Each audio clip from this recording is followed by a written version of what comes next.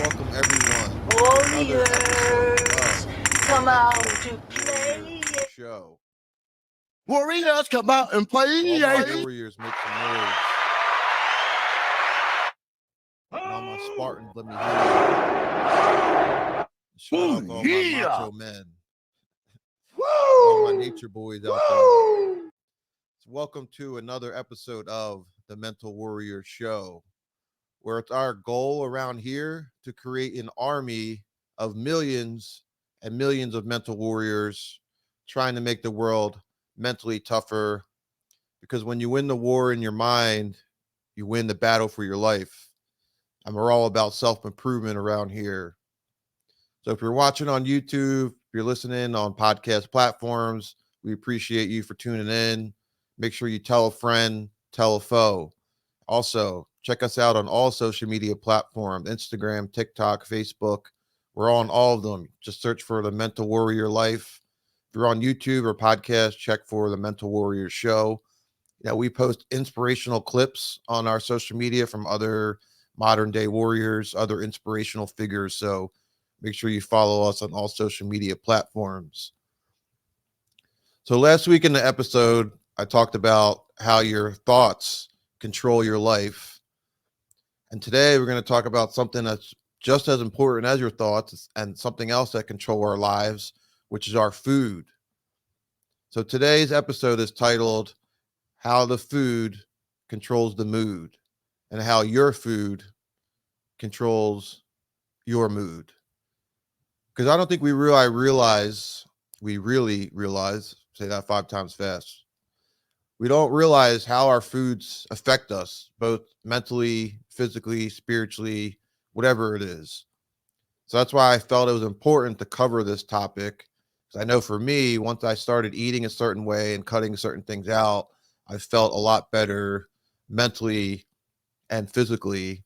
So I felt like it was important to share with everyone else what I've been learning, which is the purpose of this podcast. So, like I said in last week's episode, how your thoughts control your life is your brain has a thought, the thought creates an emotion, the emotion creates an action and a trigger in your body, and that dictates your mood, and that controls your life. Your mood, your thoughts, it's all tied in together. That's how it works. So the same could be applied for what you put inside of your body.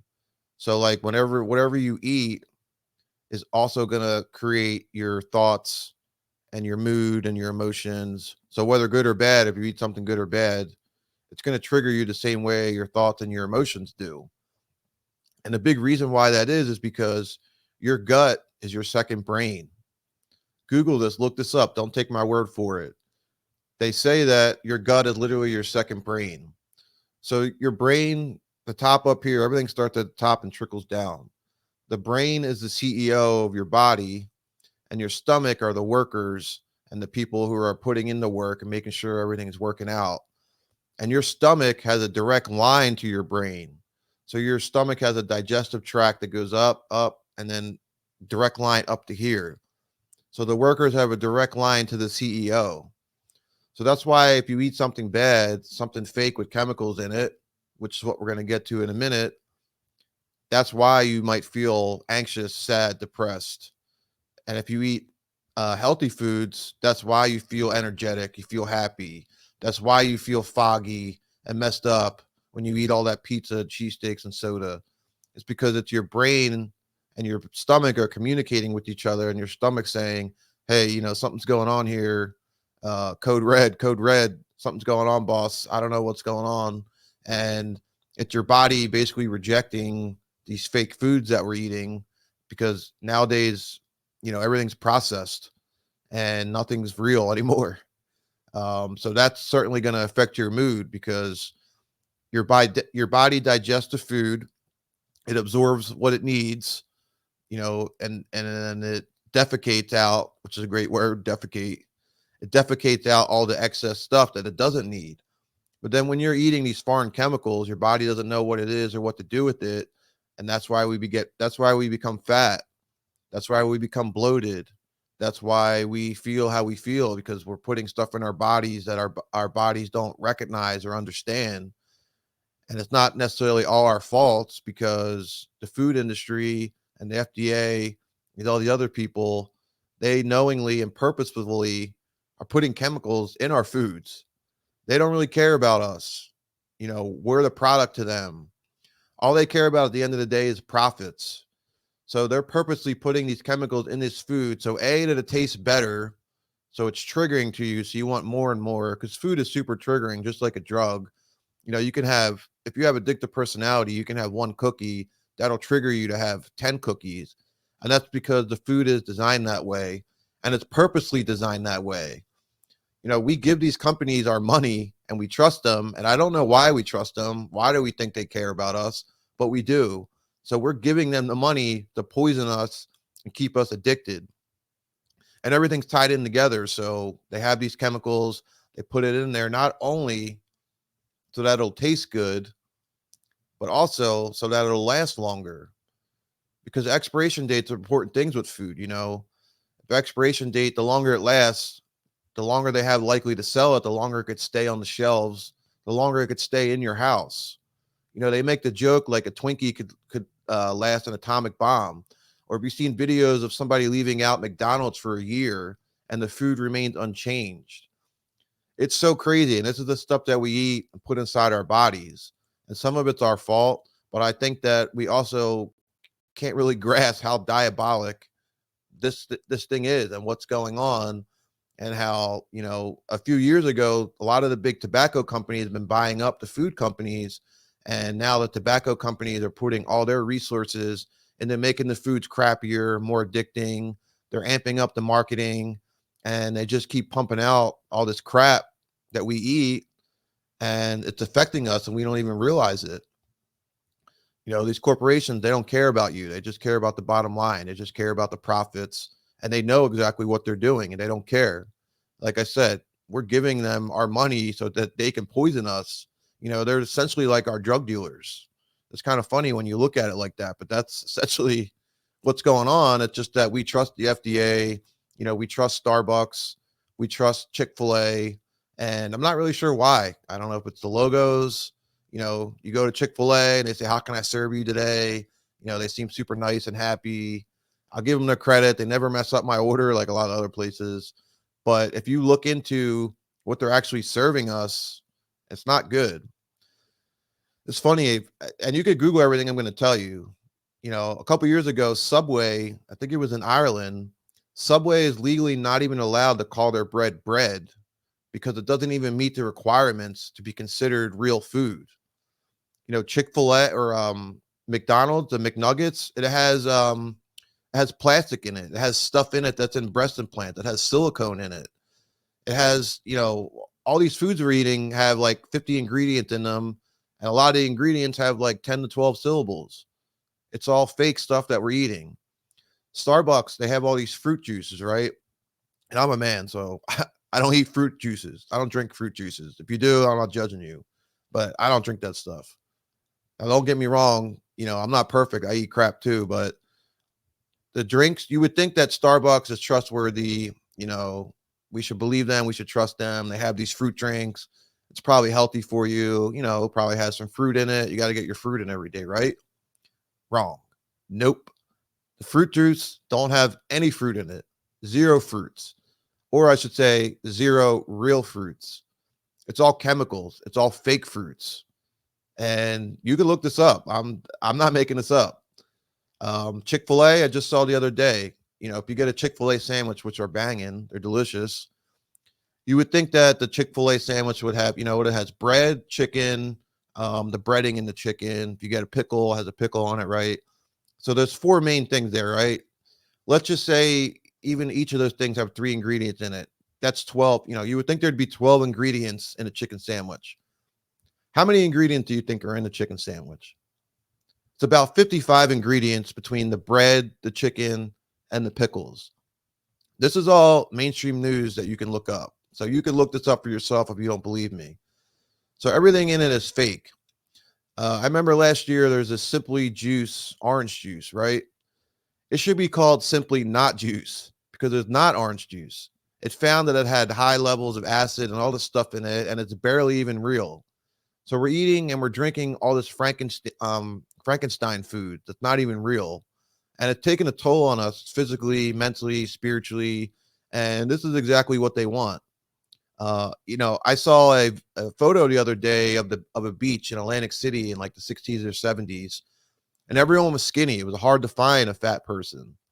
Now today, it's the opposite. Everybody's fat, and it's hard to find the skinny people. The only people who are skinny nowadays are the people who know this and understand that the foods are making us fat. The foods are causing cancer, all types of diseases. It's turning us into zombies. We can't think. We're foggy, and it's addicting. We want more and more. And this is exactly what the people in charge want. They want everybody fat, lazy zombies that all they can think about is their next meal. So, like I said, these companies are essentially our drug dealers, and they are our doom. So I hate to be negative like that, but I'm trying to bring awareness to the situation and that we're eating and drinking fake foods and it's affecting our moods. And that is how the food affects our mood. You eat something that has a million ingredients in it that are all processed fake chemicals made in a lab.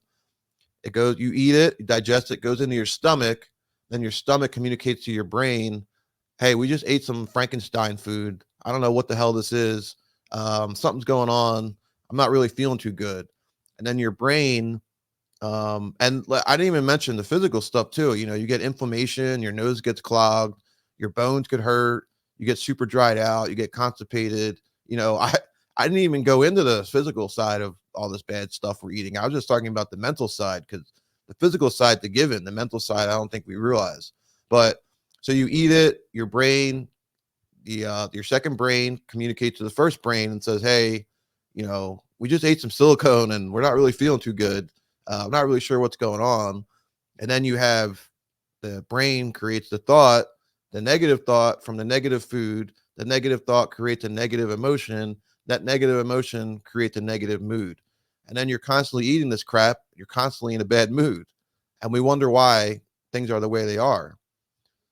I'm not trying to give any medical advice, but before you think about going on medication, you should assess your diet first. That should be the first thing you do. And if your doctor doesn't say that to you first, then you should probably get a good doctor because these doctors get bonuses and get money from these companies to prescribe drugs. That's a whole nother issue. I don't want to go down that rabbit hole. But I do want to end this off with some ways around this because unfortunately, this is in everything we eat. Unless you're cooking your own foods all the time or going to places where the food's made fresh, which is super expensive, this is hard to avoid.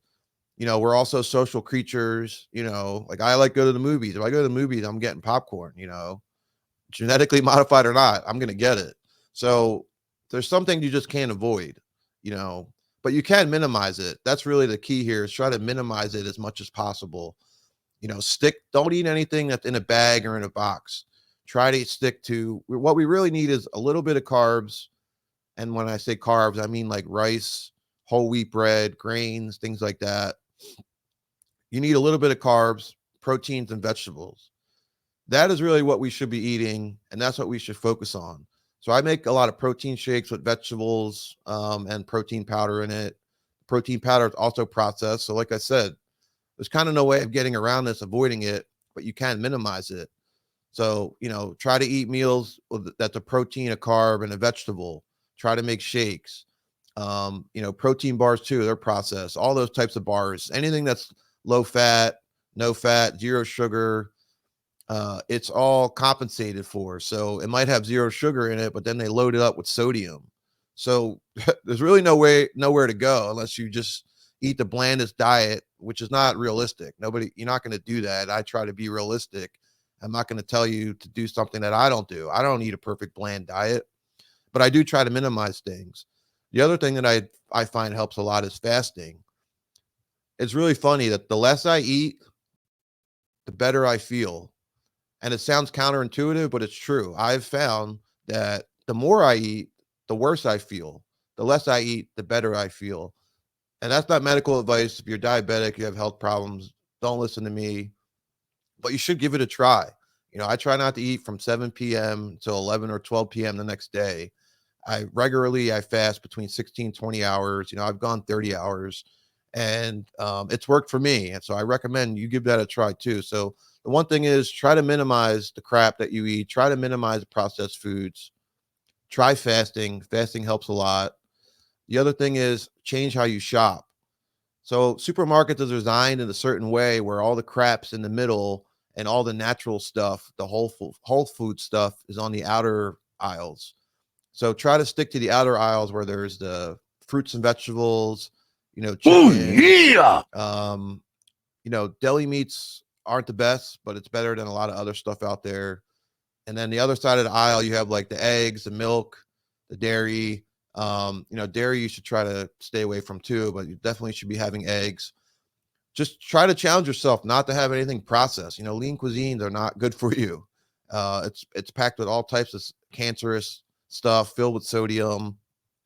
And life's hard. It's not easy to eat right. You got kids, you're busy, but you have to make it a point to eat better, because there's a reason why we're all fat, we're all getting uglier, and diseases are skyrocketing.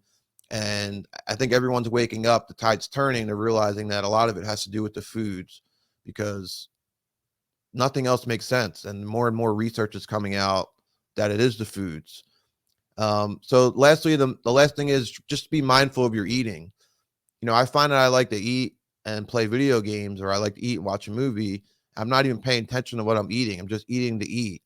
So just try to be mindful of what you eat and when you eat, because you can have a handful of nuts, but after 4 or 5 handful of nuts, that adds up. And before you know it, you're 700, 800 calories over your limit. So this stuff takes time. It takes practice. I encourage you to do your own research. Research how many ingredients are in Chick-fil-A sandwiches. Research the yoga mats ingredient that are used in bread. Research breast implants and chicken nuggets from McDonald's. I'm not making any of this stuff up. This is all in the news. Just the tobacco companies own the food company. They own the media because they advertise everything. Just like the pharmaceutical companies own the media because they're spending all the money to advertise. So you can't listen. The media is not going to report accurately on what you want. The mainstream media, you have to go out there and find it yourself. But the main point of this episode was to show you how your food affects your mood. So hopefully this helps one person realize that, understand that, do some research. And I challenge you to take inventory of your moods now, how you feel, and then change your diet, and then check in with yourself again. And I guarantee you that you'll feel better.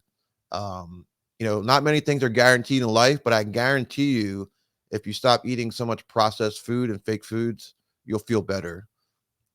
So that's it for this episode today. Hopefully I enlighten one mental warrior, help make one new mental warrior. So I want to hear in the comments below what your thoughts. What are you eating? What do you think? Have you done your own research? What are your plans to try this out? If you disagree, let me know in the comments below. And that's it for today. So hopefully you change your diet, and your food will affect your mood, but in a good way when you start eating better.